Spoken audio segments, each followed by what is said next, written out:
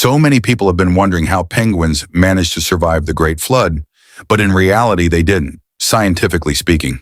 There's no geological or biological evidence for a literal global flood. So penguins, along with everything else, didn't need to survive one. But if we are speaking from a young Earth creationist framework, the typical explanation is that two penguins were on Noah's Ark with all the kinds of land animals, then dispersed and rapidly diversified afterward to reach Antarctica.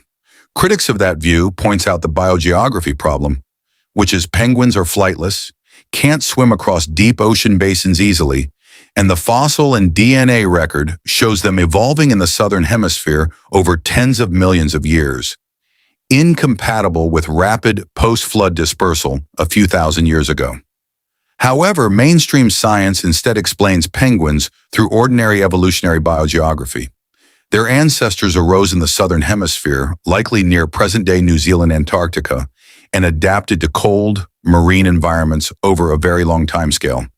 Penguins are thought to have evolved from flying seabird ancestors after the extinction of the dinosaurs, and they gradually adapted to life in the southern hemisphere, especially around Antarctica and nearby regions. Those who believe the global flood described in Noah's flood happened exactly as written generally suggest that penguins were represented on Noah's Ark by a small number of breeding pairs. After the flood, their descendants eventually migrated back to the southern hemisphere.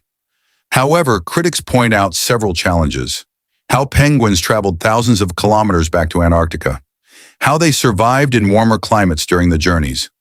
The largest penguin populations live thousands of kilometers from the Middle East, where the Ark is traditionally believed to have landed. Would they have waddled across continents?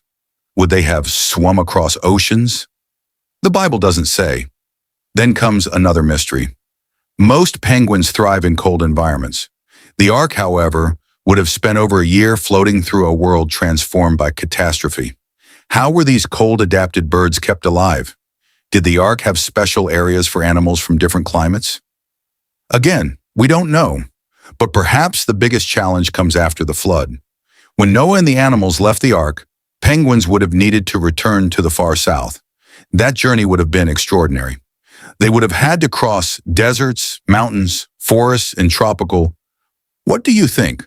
Could penguins have survived Noah's flood, or does their existence raise questions about the story? Let me know in the comments.